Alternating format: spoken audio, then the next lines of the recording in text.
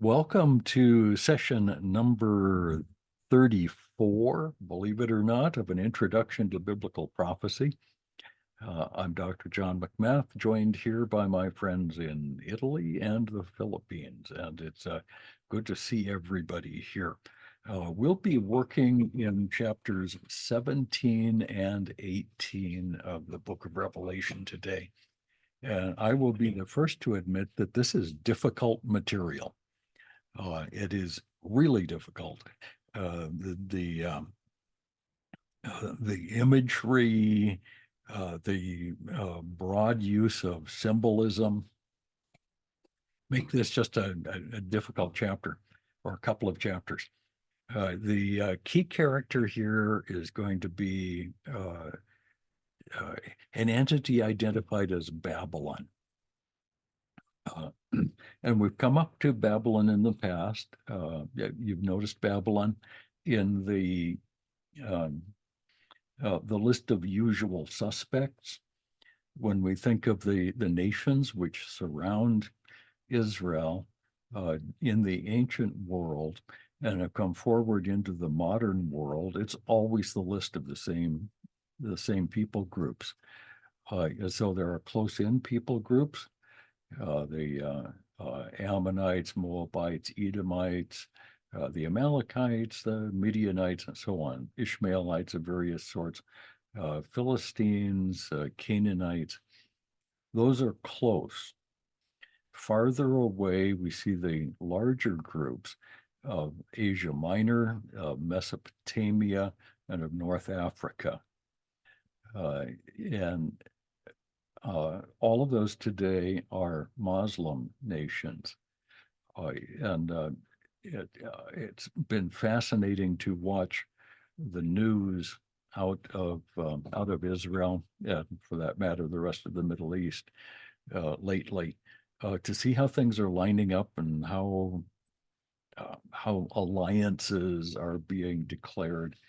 It was fascinating to see during this latest missile attack by the Iranians that both the state of Jordan and the nation of Saudi Arabia put up anti-missile forces to block some of the projectiles that were coming at Israel. The U.S., Britain, and some others also helped a little, but the Israelis did most of it. This is a fascinating time to be alive, and I'm really hoping that this isn't the final war. I really am.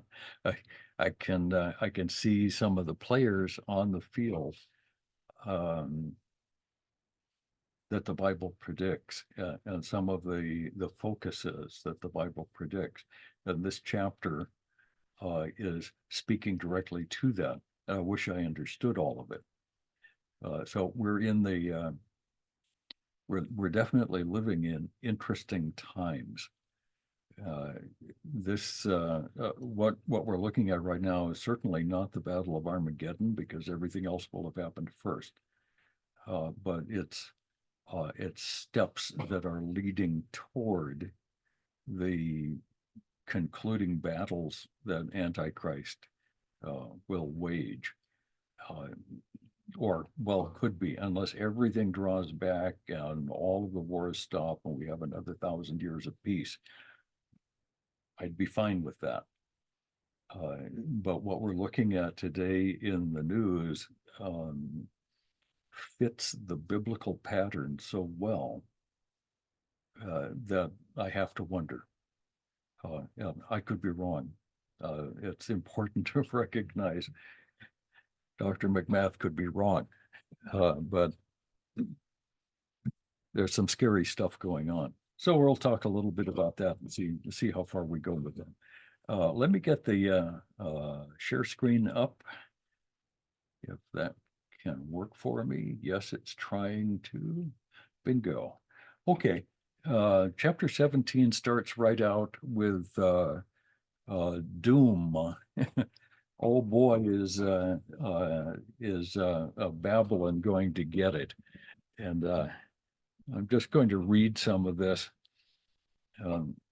Much of this is, again, imagery, symbolic language, a whole lot of difficult stuff. And so we get this picture of a great harlot, of course, a prostitute, not a nice thing to say about anybody. So this is definitely a hostile depiction from God. And then one of the seven angels with the seven bowls. So this isn't God speaking. This is one of the angels with a message saying, "Come here and I'll show you the judgment of the great harlot who sits on many waters." Okay, great harlot, many waters, with whom the kings of the earth committed acts of immorality, and those who dwell on the earth were made drunk with the wine of her immorality. And he carried me away in the spirit into a wilderness. I saw a woman sitting on a scarlet beast full of blasphemous names, having 7 heads and 10 horns. Okay, so here's a woman who apparently sits on many waters, but she's out in the wilderness. And she's sitting on a scarlet beast with 7 heads and 10 horns. The 7 by 10 horned beast is the 4th beast of Daniel. The parallel is obvious, and these chapters are meant to expand on the doom of Babylon imagery in the Old Testament prophets. Most all of the Old Testament prophets include extensive chapters on the final judgment of Babylon. And some of those are difficult to understand even in the Old Testament. Some elements of that apparently refer to the fall of Babylon in 537 BC. Beyond that, it just about has to be figurative language, for the actual city of Babylon, which I've got a picture of here, has been in ruins since 537 BC. It's never been rebuilt. Saddam Hussein tried to rebuild it. He was going to make a kind of Disneyland on the Euphrates, but it didn't happen. There's good reasons for that. We don't need to talk about it. But Babylon has not been rebuilt. There are some scholars who may be rethinking their position these days, but there are some scholars some whom I went to school with and admire greatly, who have argued that the actual ancient city of Babylon must be rebuilt prior to the end time and be used as the capital of the end time empire. I'm not sure that that's necessary or that it even fits the passage well. And we'll get into that. I'll show you what I mean by that. The woman was clothed, verse 4, in purple and scarlet. This purple and scarlet are the regal or royal colors, and adorned with gold and precious stones and pearls, having in her hand a golden cup. Okay, so thus far, great beauty, great splendor, all kinds of wonderfulness, extreme wealth. A golden cup is not a cheap thing. And it is said to be full of abominations and of the unclean things of her immorality. The term abominations usually refers to idolatry, with all of the characteristics that go with idolatry. It's a abomination sometimes is translated disgusting things, uh, and the unclean things of her immorality. So the contrast is stark. There's this absolutely fabulously beautiful setting with a golden cup full of yucky stuff, unclean stuff. Um, and on her forehead, a name was written. And the angel says, this is a mystery, a name written, a mystery. A mystery is a thing that is hidden until the end when it is finally revealed. I believe that this mystery Babylon is still a mystery. And in the end, it will be revealed. Now, why hasn't God told us all about this ahead of time? Well, in general, because if we're putting into practice the principles of Scripture, say, Ten Commandment principles, and we're building societies on that basis, we will be able to see the evil empires that are being created by Satan alongside. To the extent that the societies of the West have become like the evil empires of the end time, it becomes more difficult to tell where's Babylon. Maybe we're all Babylon. But at any rate, it's a mystery. Babylon the Great, mother of harlots and of the abominations of the earth. So harlotry and idolatry always went together in the Old Testament. Uh, uh, the, um, uh, the worship of idols was not just bowing down to statues. The worship of idols was uh, a deliberate decision to worship the created things rather than the creator. That's the basis of idolatry. And when you're worshiping the created things, the things become very important. And the gathering of things becomes very important. And among those things, those objects of your desire and worship, are the beautiful things, the sensual things. And enormous part of all of ancient idolatry was prostitution. And both male and female, normal and perverted sexuality, the whole gamut, every kind of evil thing that you can imagine, and a whole bunch that most decent people can't imagine, were a part of the worship in the ancient world. Ancient man believed in gluttony, drunkenness, and wantonness. That was their creed. And to the extent that the modern world has become that, it has become, at the very least, like Babylon. So who is Babylon? The scholars try to identify the Babylon of the end time, and I'm not sure that we know, and I'm not sure it's correct to identify it as a single city and say that's the evil place and everybody else is fine. As we see farther on, this Babylon, this evil center of idolatry, prostitution, all of the filth of the world, is shared in by the kings of the earth.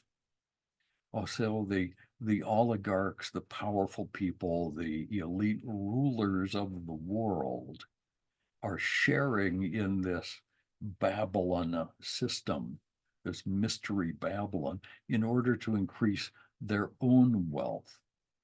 And in the process, they share in the idolatry, the sensuality of Babylon. Now, I still haven't defined Babylon, as I think is clear, because as any particular place, modern scholars try to figure it out, and I'm going to give you some of the suggestions along the way. Okay, and I saw the woman drunk with the blood of the saints and with the blood of the witnesses of Jesus. And when I saw her, I wondered greatly. Okay, so that part is important. Drunk with the blood of the saints and with the blood of the witnesses of Jesus. So this Babylon is not merely the Old Testament Babylon. This Babylon continues to exist into the New Testament era, into the Christian era. The blood of the saints would be the martyrs, the witnesses of Jesus. Are those who have carried the gospel to pagan places and paid the price of death. Who would those people be? Some would limit this only to the martyrs of the first centuries. I think probably it includes martyrs of every era. Who is it that kills the Christian missionaries, the Christian martyrs of today? It's people all over the world. There's a division between Jerusalem and Babylon. And Jerusalem, I think, is a symbol that is everything God-centered. All of the systems that put Christ first are Jerusalem. And Babylon is whatever is the opposite of that in the largest sense. So here we're seeing this woman drunk with the blood, and the angel said to me, "Why do you wonder? I'll tell you the mystery of the woman and of the beast that carries her, which has the 7 heads and 10 horns." Okay, so the angel says, this is not a problem. I'll tell you the mystery. So when we read this, we think, oh, well, great. Now we're going to get the mystery explained. I'm afraid that's wrong. So verse 8, the beast that you saw was and is not, and is about to come up out of the abyss and go to destruction. Okay, what does that mean? Some scholars assume that whoever the beast of the end time is has to be a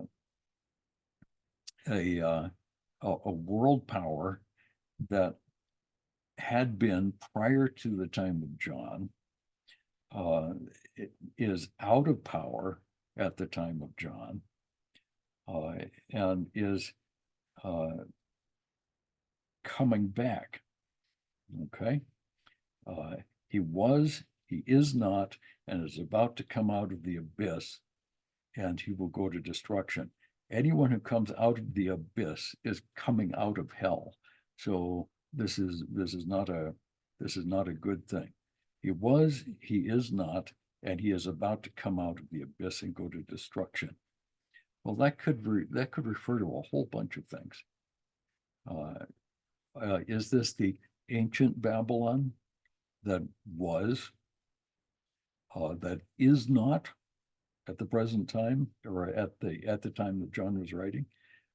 If it is not at the present time, then Babylon, for example, cannot be equated with Rome. because that doesn't work. And because the Greco-Roman control of Jerusalem is the third beast, somehow this has to be associated with the fourth beast. It's a great mystery for me. I don't think we've solved a problem here. It was, is not, and is about to come out of the abyss and go to destruction. And those who dwell on the earth, whose name has not been written in the book of life from the foundation of the earth, of the world, will wonder when they see the beast, that he was and is not and will come back. Okay. So whatever it is about this beast, there's a prior existence, a death probably, and a resurrection. So we're going to see a resurrected beast in this 7-head, 10-horned fourth beast of Daniel. If the fourth beast is Rome, as is the popular viewpoint, then that argues for a resurrected Roman Empire in the end time. And that leads commentators to argue that the fourth beast is the European Economic Community, because at one time there were 10 nations.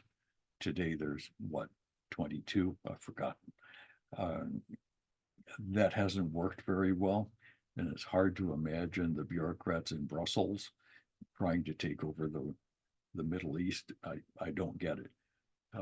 Some have argued that the United States is the development of the Roman Empire in the modern world, and somehow the United States is the evil devil character of the end time.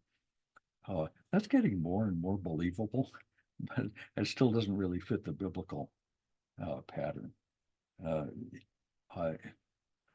I'm really tempted to believe that the fourth beast is Islam, and the Islamic Caliphate of the end time is this reincarnated fourth beast. But that doesn't fit some of the details. However, it's probably somewhere close to that. The verse 9, here is the mind which has wisdom. Okay. It's a way of saying, let me give you the key to this whole thing. The 7 heads, which, as we've seen before, 7 heads with 7 horns, or 10 horns, 7 heads, whatever. Those heads have to be, those horns and heads have to be kings. And so the 7 heads are 7 mountains on which the woman sits. Now, some again have looked at the 7 mountains and said, well, Rome is supposed to be built on 7 hills. Yes, it is supposed to be, but it's not really. If you look at the ancient outline of Rome, you're going to find that it doesn't really sit on 7 mountains. It sits on kind of uneven ground, and it really doesn't work. And people have said that it's not true. The 7 heads are 7 kings, and they're kings like mountains. They fill up a lot of space. They're very, very important people.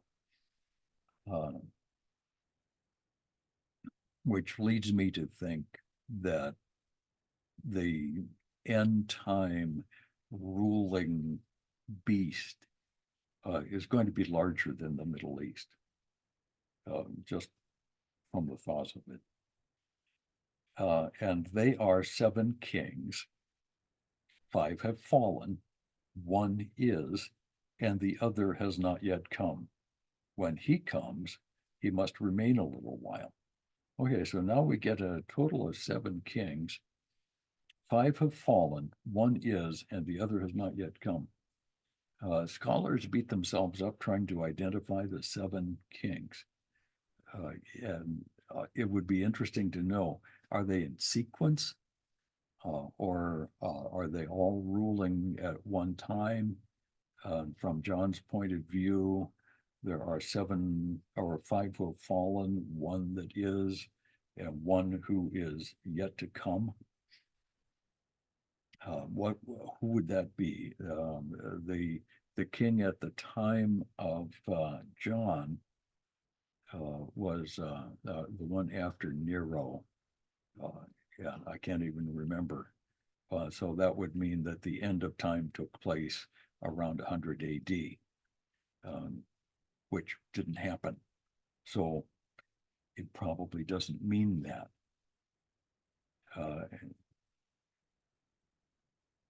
So looking at it, I'm still left with a bunch of question marks at the end of verse 10. The beast, verse 11, which was and is not, is himself also an 8th and one of the 7, and he goes to destruction. Okay. Now, a lot of these details are obscure right now. You remember I've told you the principle of deliberate obscurity. Some of these things we can't understand now because they haven't happened yet.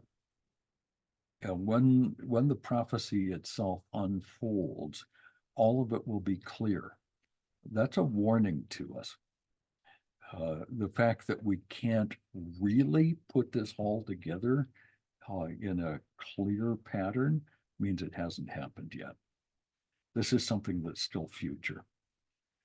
How far in the future? I can't say, but it's definitely still future. The 10 horns that you saw are 10 kings who have not yet received a kingdom. In other words, at the time of John, they had not yet received a kingdom, but they receive authority as kings with the beast for 1 hour.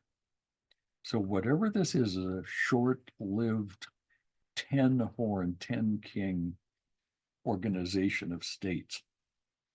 The kings or rulers or heads of state will have power for a short time, presuming that this is speaking of the tribulation period.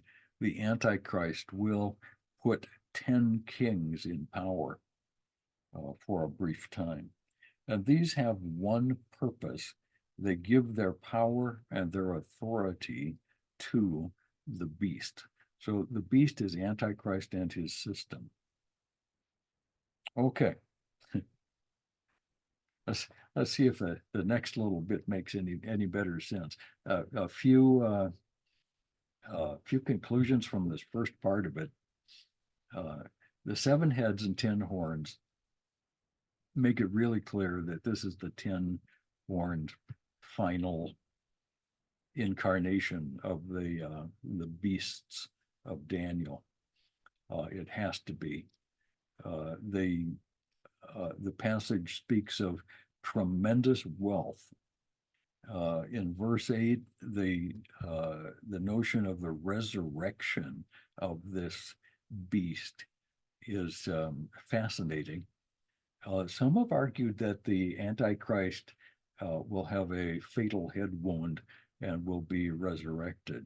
Others have said that it is the system itself which will seem to have been done away with and will not exist for a while, but will be resurrected at the end time. I prefer that second, although the first is possible. The 7 mountains is really important that it be understood as 7 kings, not 7 literal mountains.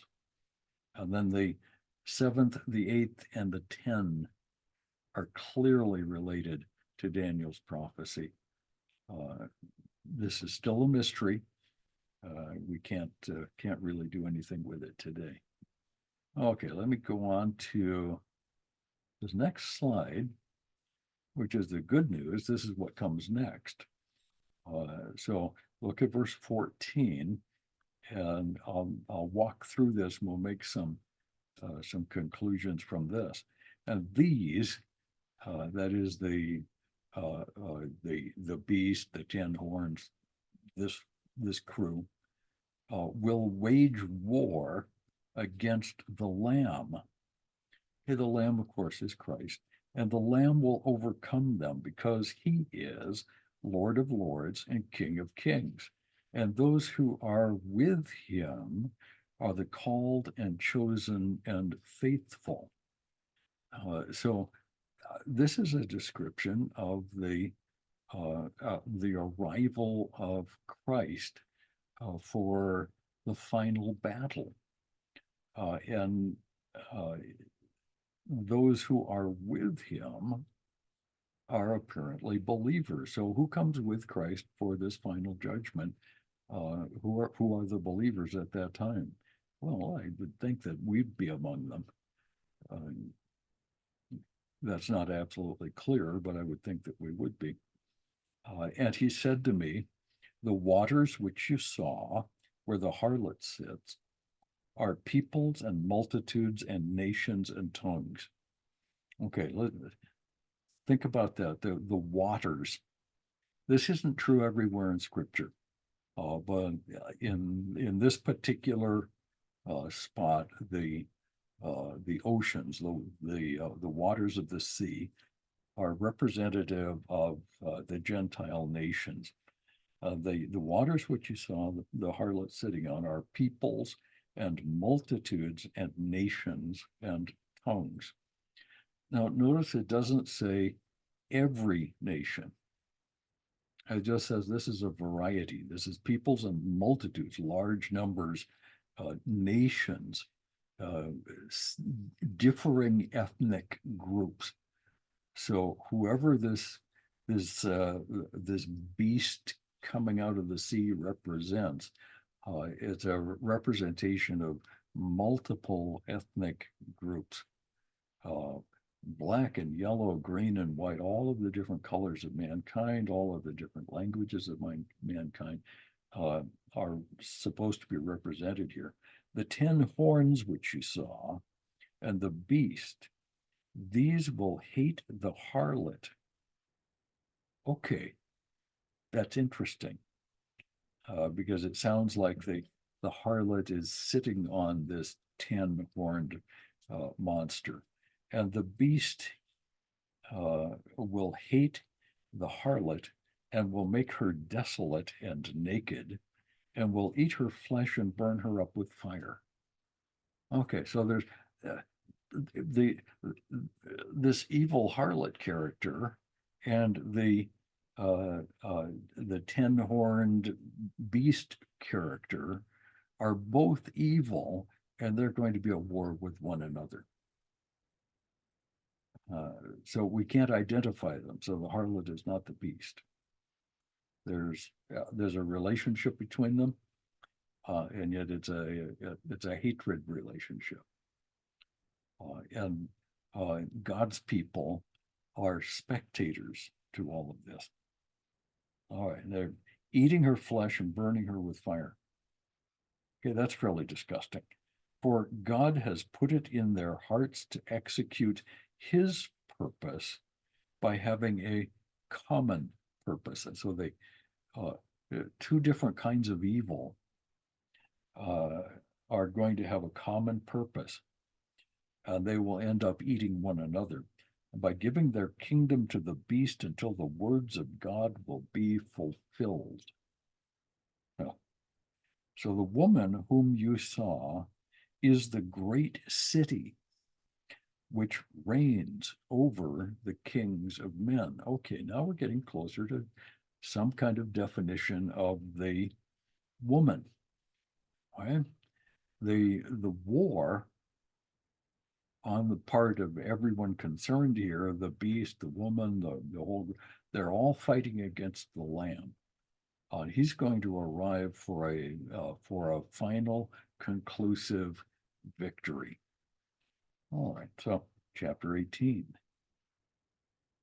Let's see what we can do with chapter 18. It looks like the beast and the Antichrist and the harlot and the rest of them have made a bad move. And so we're going to see in chapter 18 an announcement of judgment on Babylon. The phrase Babylon is fallen is actually a quotation from Isaiah. I think it's in chapter 14 of Isaiah. And after these things, I saw another angel coming down.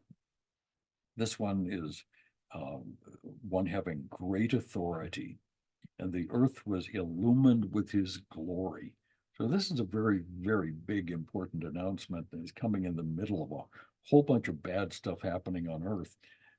And this angel comes down with great glory. And he cried out in a mighty voice, saying, "Fallen, fallen is Babylon the Great. She has become a dwelling place of demons and a prison of every unclean spirit, and a prison for every unclean and hateful bird." Now, I don't know what the birds have to do with all of this, but the unclean spirits are typically demons.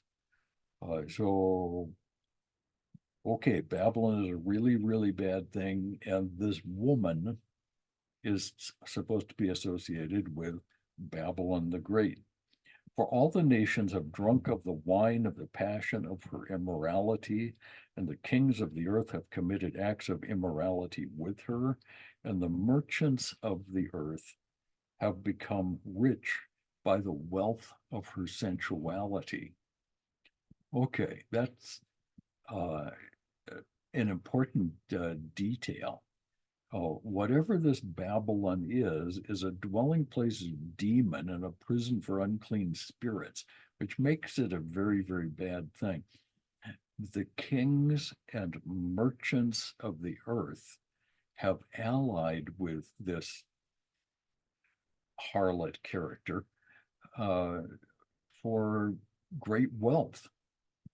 So the production of gigantic wealth, the merchants of the earth have become rich by the wealth of her sensuality. So what does that say? There's some kind of a mercantile character to this fourth beast, this woman character. So I heard another voice from heaven saying, "Come out of her, my people, so that you will not participate in her sins and receive of her plagues." It's sounding to me more and more that Babylon is not a city in Iraq as much as it is a system, the system of the world, a system made by Satan deliberately to seduce the rulers of the world. Now, that makes it a really, really big idea, which worries me a little. I might be getting too general, but that's where the text seems to be leading. So come out of her, my people, so that you will not participate in her sins and receive her plagues. Now that could have been written to the Jews at the time of Christ. Come out of Babylon. There were still a lot of Jewish people living in the actual territory of ancient Babylon, all the way back from the Babylonian captivity. It could be a message to Christians who are living in whatever Babylon is. Come out of there. If it's a specific geographic location, then Christians should leave that place. If it is the world's system, then it's a call to stop being subject to the world's system. Maybe Paul was saying the same thing when he said, stop letting the world stomp you into its mold.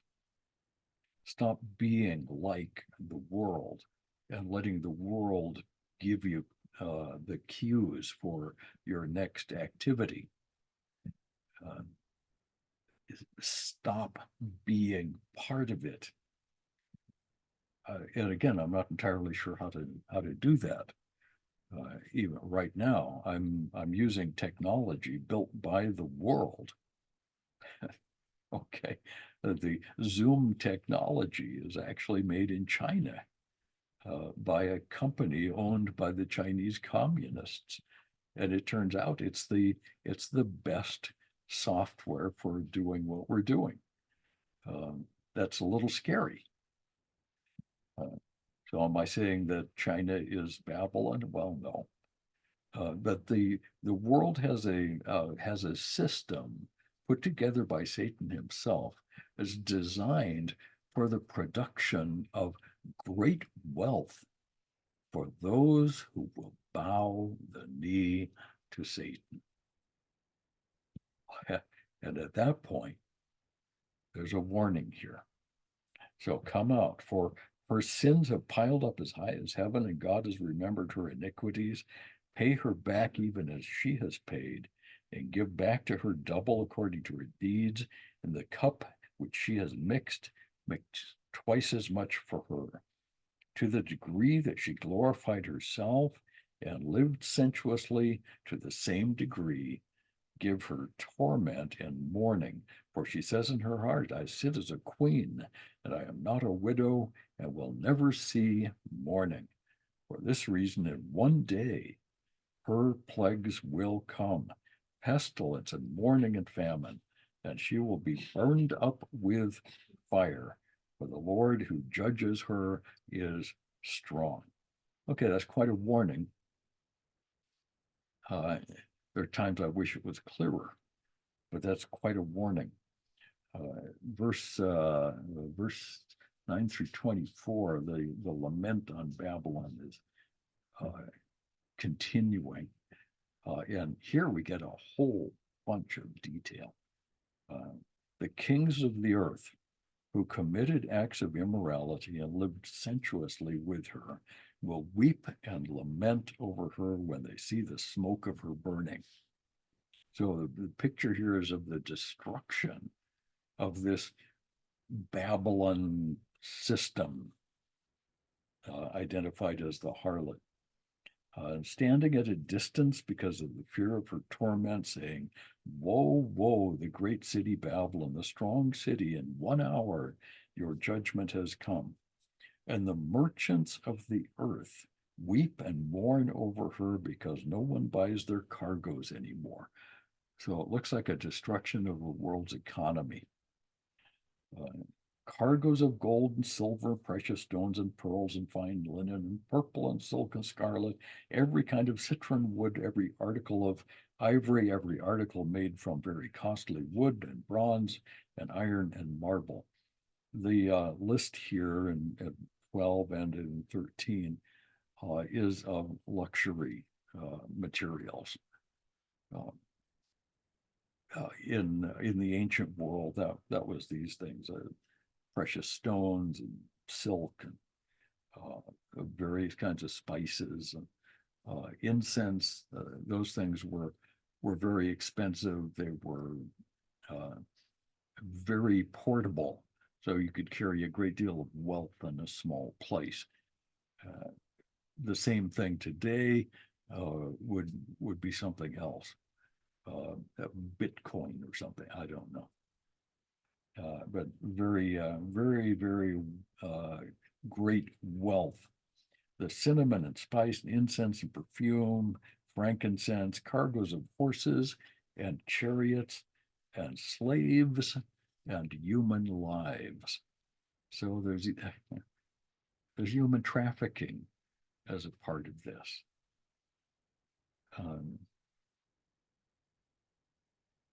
As one of the writers I've read just recently argues that Babylon is an actual city and has to be found in the Middle East, because we know that the Bible is about the Middle East, and the fourth beast is is probably something to do with Islam, and has argued that the end time city is Mecca in Saudi Arabia, because Mecca has a seaport.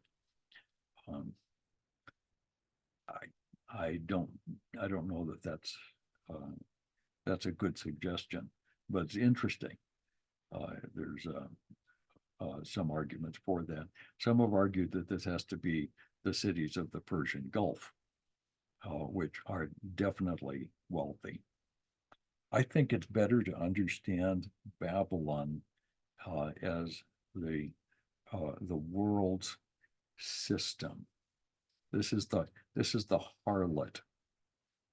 Okay, this is the harlot. The beast is the socioeconomic and religious system that governs the portions of the world around Jerusalem. So there's two different things going on here, the harlot and the beast. They're going to hate each other, and yet they will work together to try to fight the Lamb. They are anti-Christ in that way. Hi, this is complicated, and I'm not sure I'm making it entirely clear. I'm not sure it's clear to me. The fruit, verse 14, has long gone from you, and all things that were luxurious and splendid have passed away from you, and men will no longer find them. Maybe oil is among them. I don't know. The merchants of these things who became rich from her will stand at a distance because of the fear of her torment, weeping and mourning, saying, woe to the great city, she who was clothed in fine linen and purple and scarlet, adorned with gold and stones and pearls.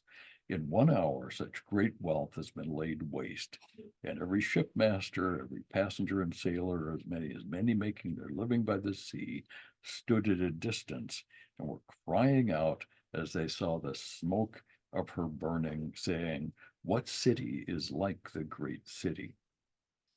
Okay, this sounds an awful lot like a specific place, but in other parts, it sounds for all the world like Satan's world system, perhaps personified in a specific city of the end time. Okay.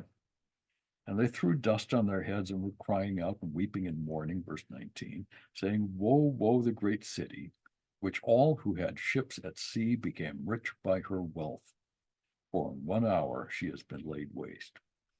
Now, the ships at sea keeps being repeated here, and merchant ships.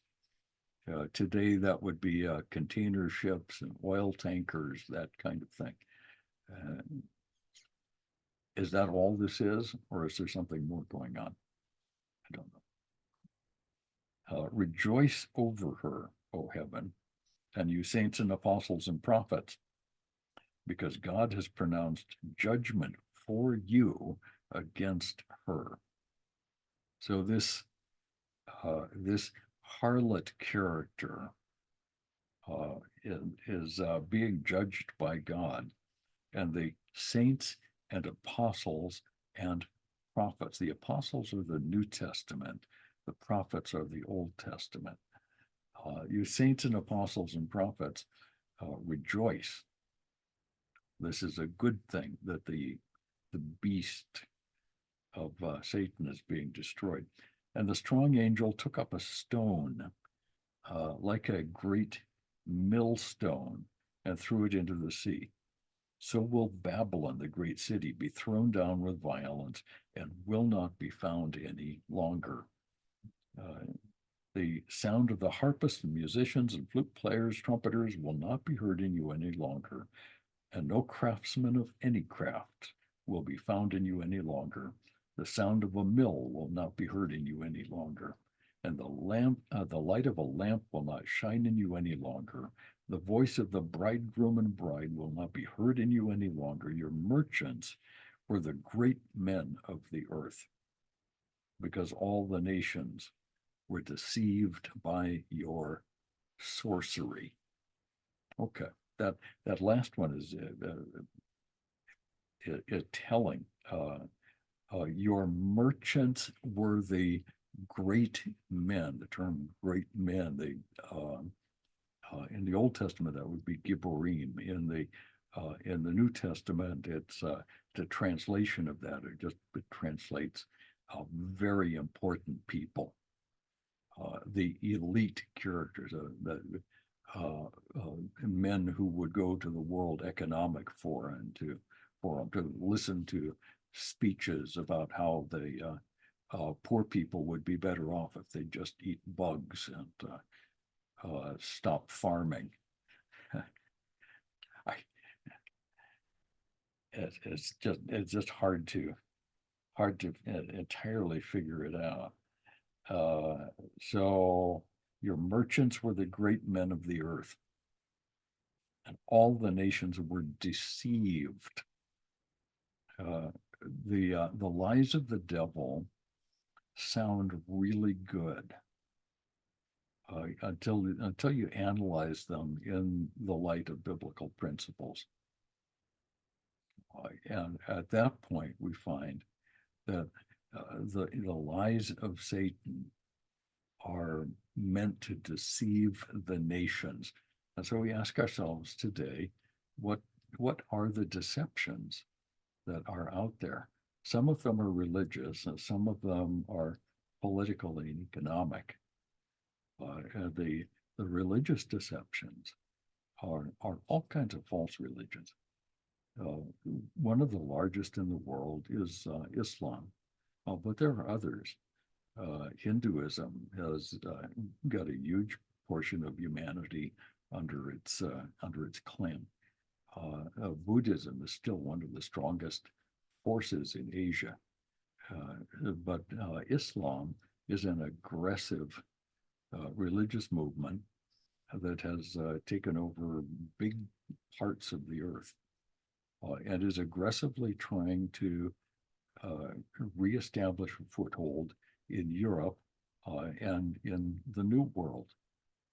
We see a fairly large influence of Muslims in this country.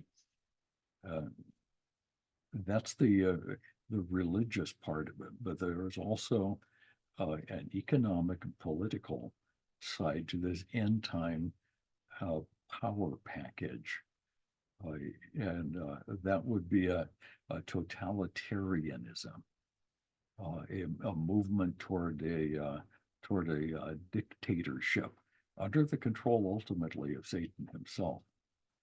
The idea that that mankind can be perfected if the right people have enough power to tell everybody what to do. That simply isn't true. It never has been true.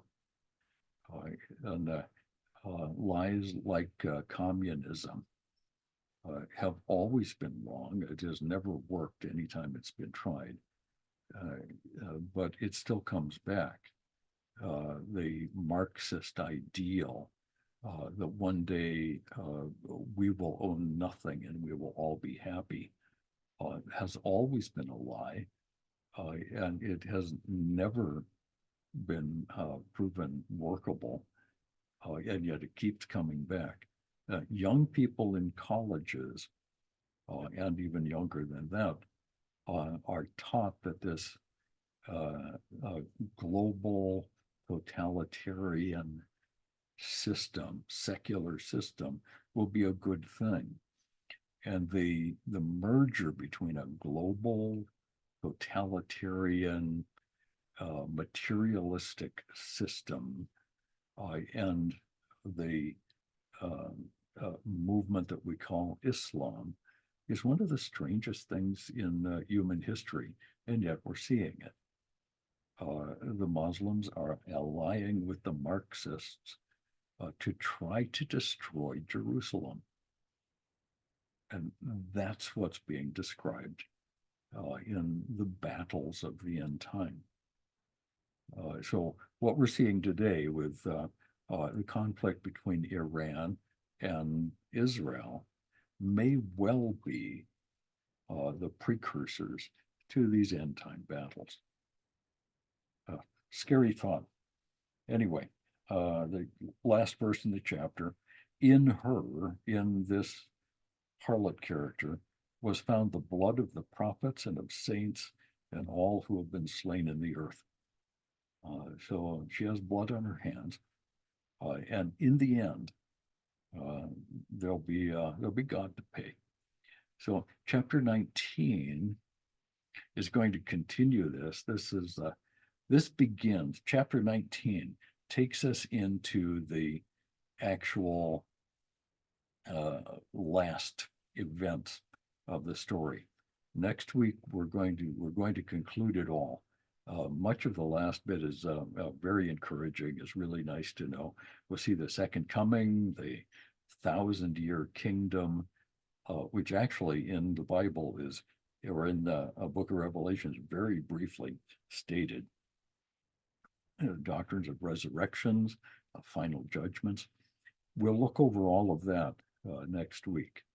All of those things from 19 on is really straightforward and actually really easy to understand. So not very controversial. Everything that we covered today is extremely controversial and frankly really difficult to understand.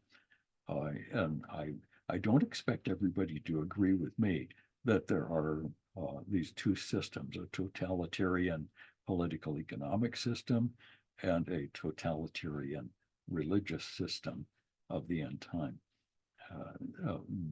But I think that's probably a good guess on what the end time system will look like. Are we there?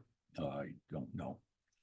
And we won't know, I think, until it's actually unfolded. Anyway, I'm going to leave there, and we will see you again next week for the final episode of, let's see, the final episode of this introduction to biblical prophecy. I'm going to see if I can make my, yeah, there we go. Now I can see myself again. So always a little disconcerting, but I can't see myself. Okay, so thanks for coming, everybody. It's always good to see this crowd. Want to wish you all a very good rest of your day. And Oscar, try to get some sleep. You got a lot of traveling to do between now and the next time. You're not going to be any place where you can listen next Wednesday, I suspect. But we'll see you here on the 26th. Can hardly wait. Anyway, bye-bye, everybody. Love you all. Really appreciate you guys. Goodbye. Be good out there. Be able to. Bye, thank you. God Ciao a bless. tutti. Bye-bye. Grazie. Grazie, grazie.